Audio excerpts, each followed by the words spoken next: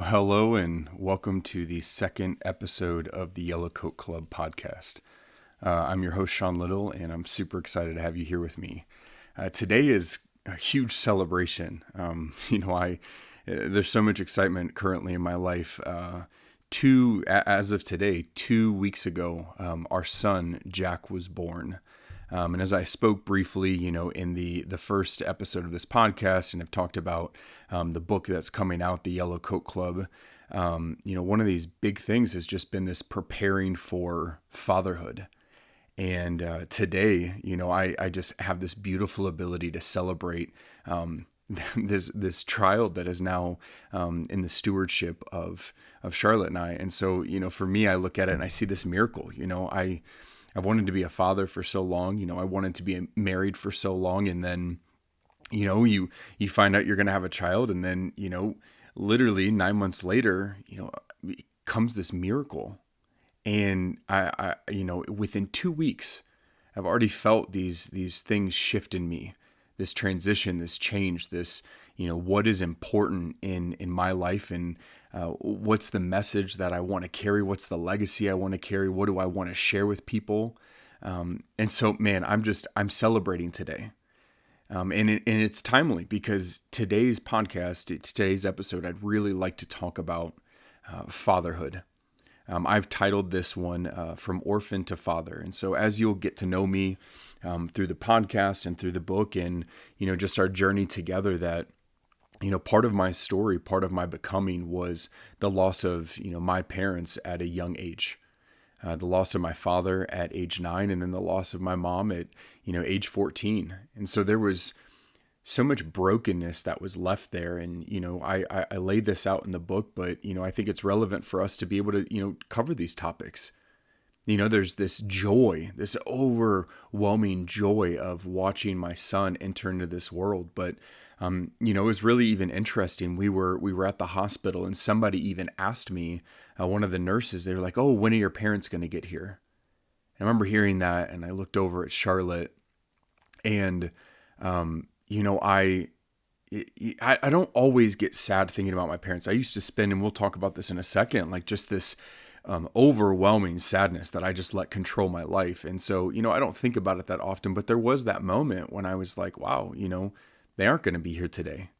My son's name is Jack. And for the longest time, I knew that if I ever had a son, I was going to name him Jack. My dad's name was Jack. And it has just been that name that has been timeless, that stuck with me for the longest time, where I was just like, man, if I have a son one day, it's not even just honoring him or, trying to replace my father with a son or anything like that. I just loved the name. But it was such a beautiful way to be able to honor, this man that I only knew for 9 years of my life. And so today's episode is very personal for me. It's about fathers, it's about loss, but it's also about sobriety, and then just this miracle of this gift that I have from God with my son. When I lost my father, I think for, many young men, your father kind of becomes your hero. The chapter in the book is literally called "My Father the Hero." We grew up watching that movie, if you ever remember it, from the 90s, and it's silly and anything, but I was like, yeah, he was my hero. There were so many things that we did together. Like, I always just remember his presence. He worked hard, he was steady, he was strong. But then when he got home, it wasn't, the man that went and sat in the chair that, didn't have a relationship with you. He was always in relationship with us. From taekwondo to basketball games to, you name it. Like, our parents were there. My father was there. One special memory I hold is when I believe I was 5, and it was for my birthday when I was 5, but our parents gifted, my brother and I. They said, hey, we're going to sign you up for taekwondo. And so we ended up doing that. So my brother, my dad, and I would go, and, eventually over the span of 3 years, we ended up with our first degree black belts. Like, I thought I was the coolest person ever. Like, I'm 8 years old and I'm a black belt, and my nickname was Sugar. And I don't really need to explain that much to you. When we would do sparring, it was as if I, just ate a bunch of sugar and was ready to go. But, my dad was a little older. And so at age, 51, about a year before he died, he got a black belt. And I was just so proud of him. I just, in my mind, literally thought he could do anything. And we'd wrestle with him when we were young, and we'd jump on his back, or, we'd have him flex his arms and we'd hang on to his arms. And it was just like, literally, that's the man, that I had seen. And so naturally, I was I just couldn't understand when we did lose him. It was interesting. And, as we journey together, you'll learn more of the story. But there was a moment when we ended up moving. We lived in Texas at the time, and honestly, I've thought so much about how Texas was like this protective time in our life. Everything felt normal. It was just like, this is your normal life. And we ended up moving, and things that we didn't know. There was problems in my parents' marriage, and so they took this time, like, hey, we're going to move up, we're going to go be with family, but they took some time apart. They tried to sell us, on a certain way of, oh, dad's going to stay for work. And there was some truth to that, but there was also this reality that they felt like they needed some time apart. The sadness of it is their time apart meant time, of us being away from our father. And so eventually, we would go back and visit him in Texas, and, we lived in Kentucky and then moved to Indiana. And that's where we were going. My dad was from Indiana, certified Hoosier from this small town called Tell City. But we were going to be closer to family. And so, it made sense in our mind. When we were young, it's not like you could have told me much different. But by the time he ended up coming to live with us, like, finally, think, you're not with your dad, you're being sold on this story. And then all of a sudden he comes in and he's now living with us. And, in my mind, I'm like, man, life is normal again. We're in a different place, a different space, but like, I'm with my dad. I'm with the man that I just so look up to. I so admire, my hero. And it wasn't, a few months later that, we're being told that, my dad has cancer. At that age, my mom had, breast cancer at one point, and she was a survivor. And so in my mind was like, oh, these things are beat. I didn't know what type of cancer. I've since learned that he had stage 4 pancreatic cancer. Like, it was, as I've learned, it's like, you're not coming back from that. And at the time I didn't know it, in my mind was, hey, he could be healed. I watched my mom be healed. We're going to get through this. It's going to be great. And instead, I watched this man of strength that I had just so admired. I mean, I continued to admire him, but to watch his body just disintegrate. He, wasn't able to keep food down. He was losing weight. His mind was going, and it happened relatively quickly. Like, if you know anything about, that severity of cancer, it was like, in my mind, it felt like we were told in February or March, and he was gone in July.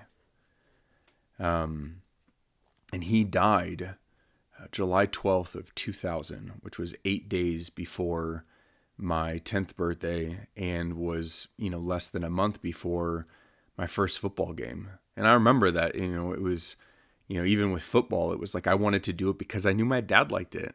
I wanted to do something that my dad would be proud of. And so, I felt that absence of him not there. And, I felt that for much of my life. But, as we were leading up to, his death, he started to forget things. He got moved into a hospice. I did not know that hospice was synonymous with, his final resting place, couldn't be in the house. And, we go visit him, and it was like, dude, nothing was going to keep me away from him. And, I have some memories of, I remember, showing up there, and he let me lay on his bed, and he was sitting in this rocking chair, and we were watching his favorite show, Walker, Texas Ranger, together. And I remember, leaning over to him and, like, oh, hey, Dad, I had this question for him. And he jumped. He had forgotten I was there. It almost like looked like he was, scared a little bit. And I was like, oh, and then he, answered my question and moved on. And, my mind at that time couldn't wrap around what was happening. And my mom was showing up in a way that really, really made me angry. I could see, in her frustration of what was happening, how it was, perceived and how it came out was that she was angry at my dad for literally the things that he could not control. I remember him, throwing up and her being like, he just doesn't keep down food. And I'm like, oh, he's sick.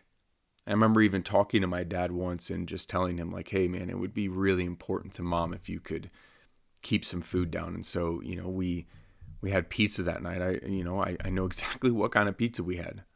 It was Donato's. We had Donato's pizza. We were in Fishers, Indiana. And, the next morning I saw, my mom angry. And I didn't understand why until I walked past their bedroom and saw my dad on the ground, scrubbing the carpet.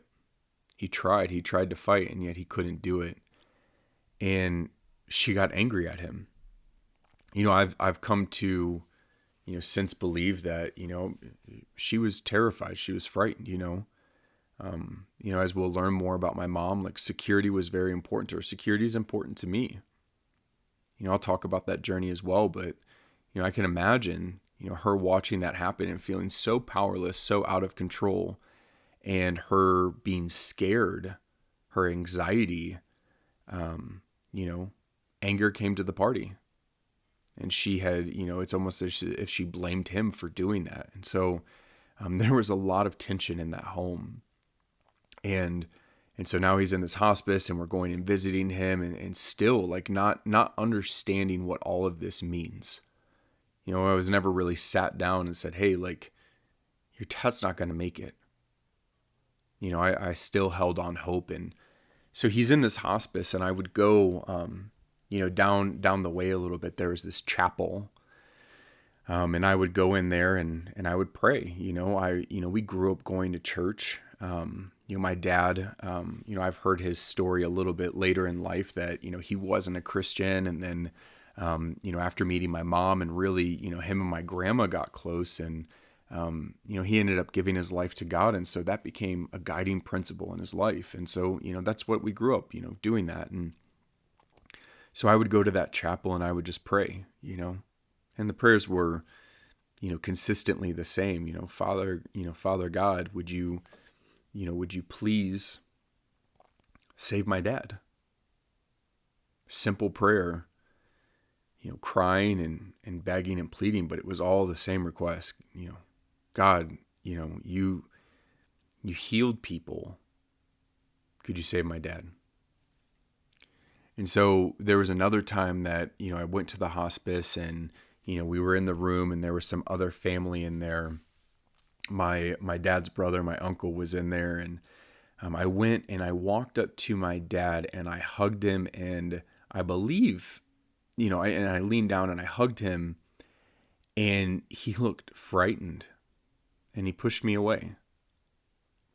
And at that point, I could not understand what was happening. My mom walked me out of the room and I could hear her when she went back in and she just said, if that's how he's going to treat those kids, then they're not coming anymore. And, I grew hard at that. I get seeing your kid being broken in that moment. But also like my dad, he couldn't control the deterioration that was happening in his body. And, but that moment broke me. My father no longer remembered who I was. He could remember his brother. He'd had, way much longer life with him, but he couldn't remember me. And I went, and walked down to the chapel again and I just started praying. I prayed for that miracle. On July 12th, my sister was at a babysitter's. Jonathan was at, some camp that we, really like to go to. And, I went and visited my dad once again with my mom. And I ended up in that chapel once again, on my knees, sobbing, praying. Like, there's that moment when Jesus prays in the garden and it says that he sweat blood. And I wasn't sweating blood, but I was relentlessly praying, saying, God, I'm asking you, please, please. And, at some point, my aunt and my mom came into the room and their arms wrapped around me and they just held me while I broke down and was just so distraught. My hero was leaving me. After that, my mom brought me to a friend's house and we were out back playing, and it wasn't an hour later, I heard my name. I came up to the house and, hey, it's your mom, and got on the phone and she said, your dad passed away. And I didn't know how to take it. I didn't know what to do. But all I knew is that I now had this new thing that I don't have a dad. And that started this slow walk of leading me down the path of just anger and resentment towards God, towards how my mother showed up. But at that age, I didn't know how to name it. I wasn't taught about my feelings. I wasn't taught how to express those things. And so it was almost as if we just kind of push it away. And, that was one of those times that I started making those agreements that if there is a God out there, he has no care for me.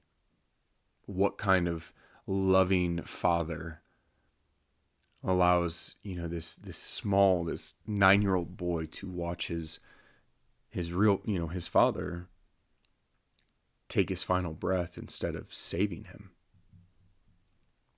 And so, that's a part of my story. That's a part of this, this slow pain and process of not working through these things. And, it led me down some really, really, really dark roads that we'll, discover through all of this. And, I outline in the book, and, but just imagine, that's that true moment of just brokenness and not being able to name it.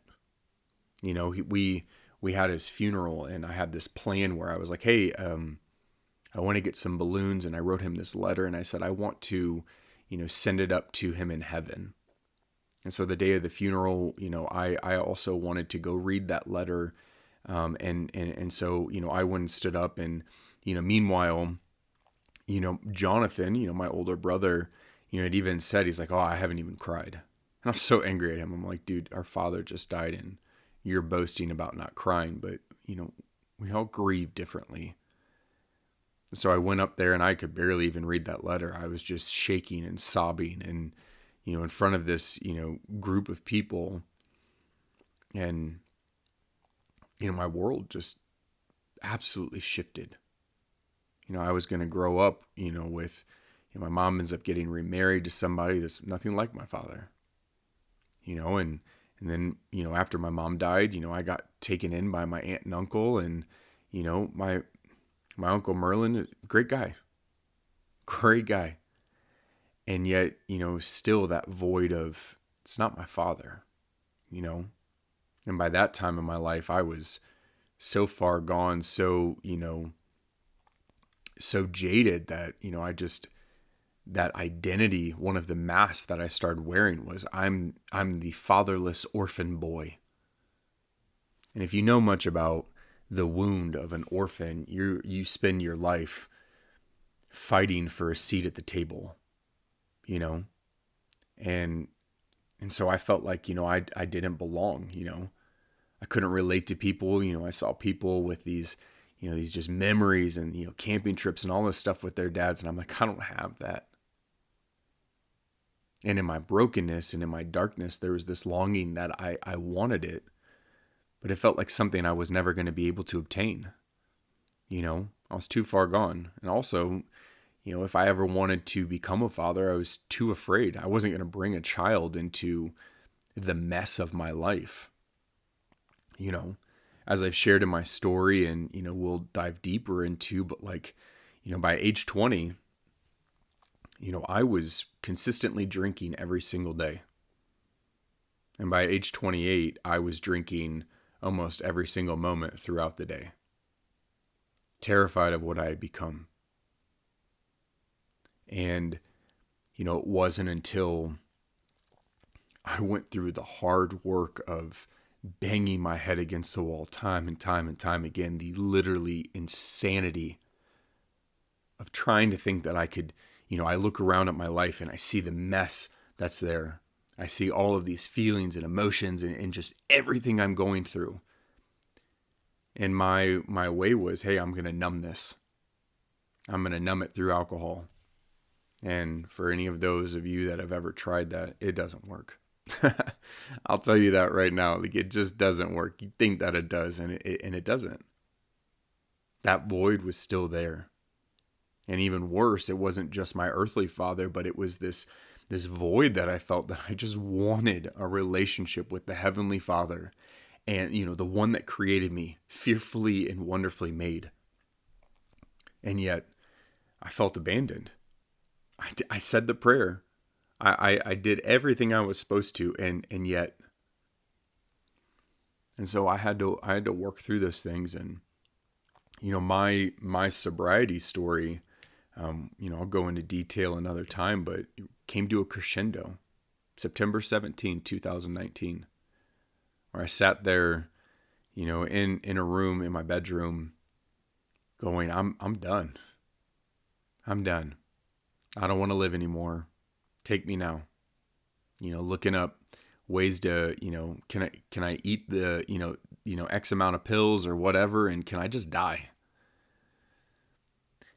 And yet there was that still small voice that said, or you could give it up and trust me and just follow me. I know we've got so much to work through, but I promise you, if you give this up, there's a life that I intended for you that you are going to have to live in order to believe. And so, not knowing what to do, not knowing who I was without alcohol, not any of these things, I made that choice. I said, I'll surrender. I'll listen. And, for my story, I've been sober ever since. Praise God. Praise God. That slowly but surely, that wreckage of my life started to be wiped away. It wasn't easy. It never is.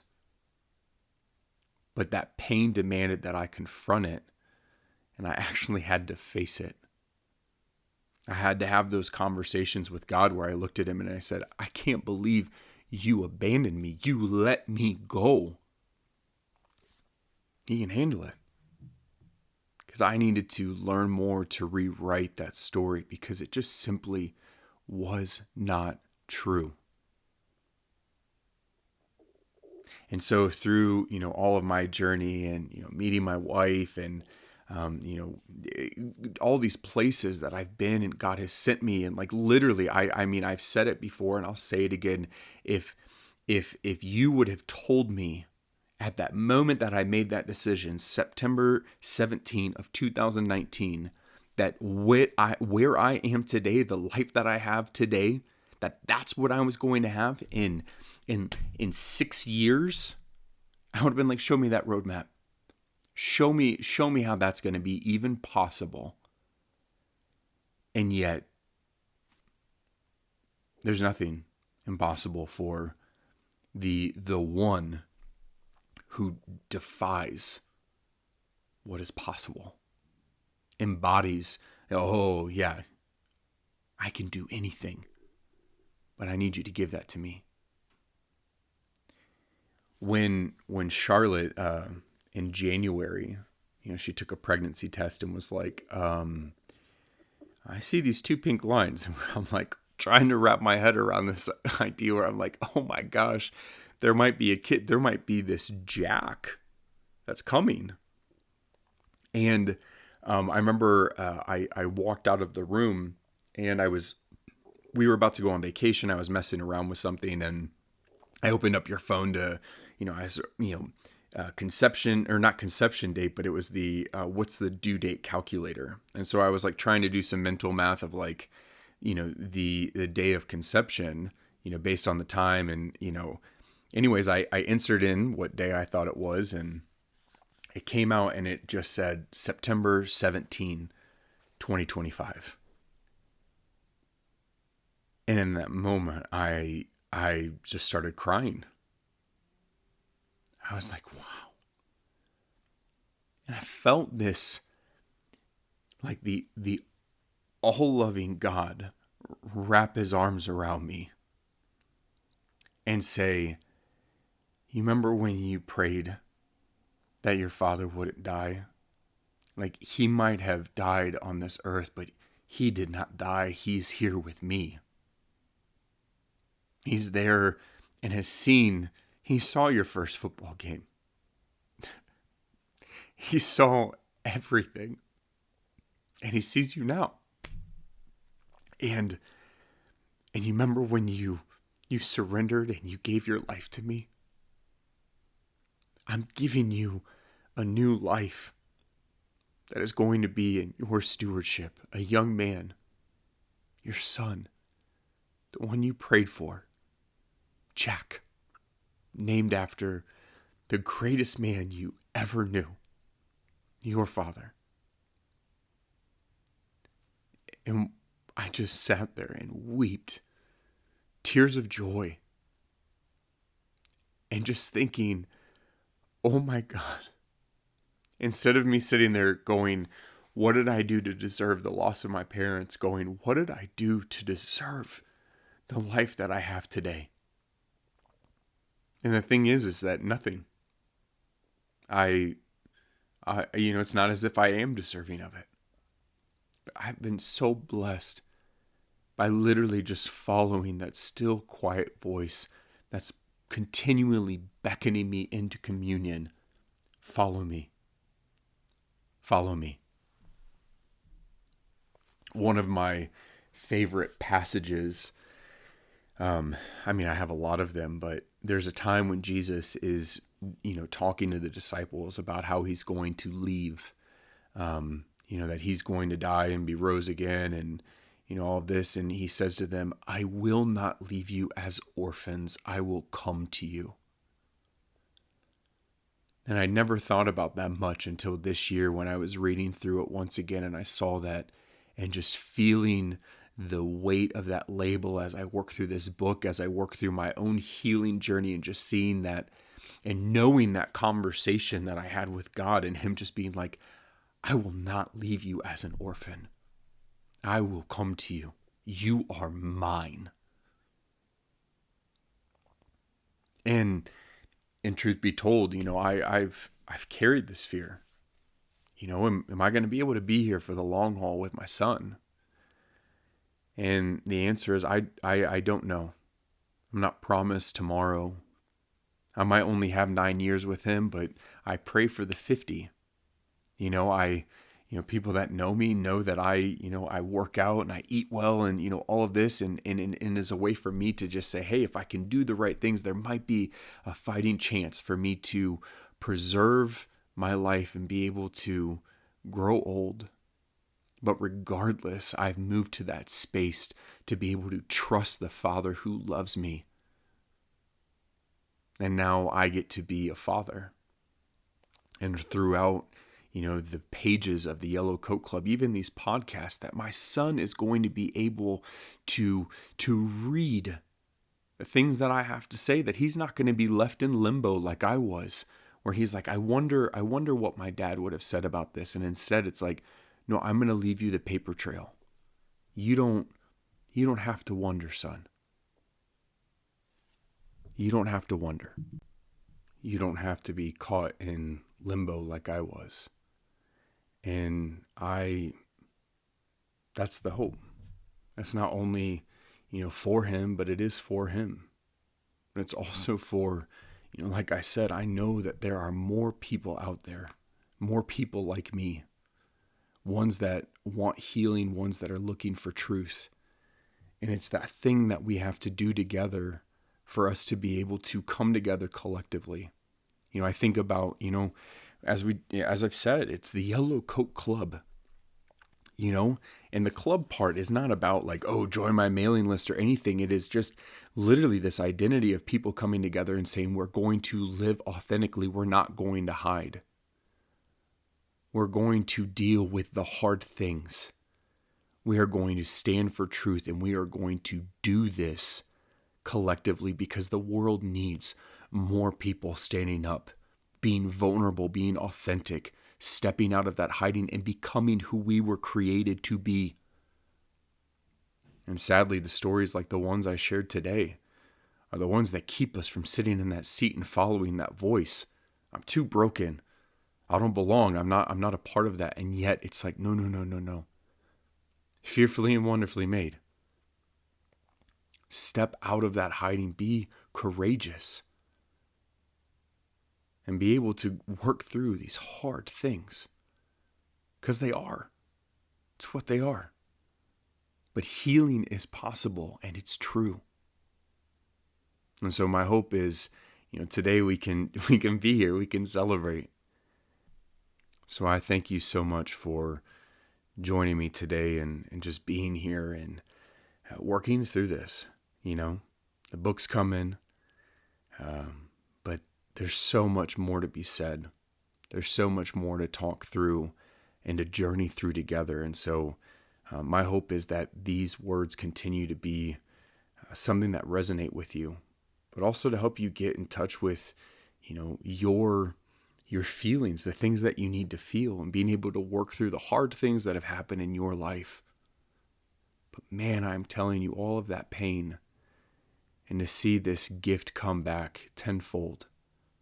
My child here with me, my son Jack, and the love that it has created, that love that I've never been able to experience, a love and even to look at my wife, and I even have this increased love for her. My priorities reset, going, Sean, what is the legacy you want to leave? And it's, hey, I want to be a man that people go, man, he loved Jesus. He pointed people to Jesus. And he was somebody who was fearless in being able to own the things that he needed to own. And that he was somebody that just walked alongside people and treated them as a friend in love. Had a message of unity, not division. And my hope is that you would continue to join me and that we would do this together. That we would truly embody what it means to be fearless and be courageous. To step out of hiding and start becoming. Thanks for joining me today, and until next time, we'll talk soon.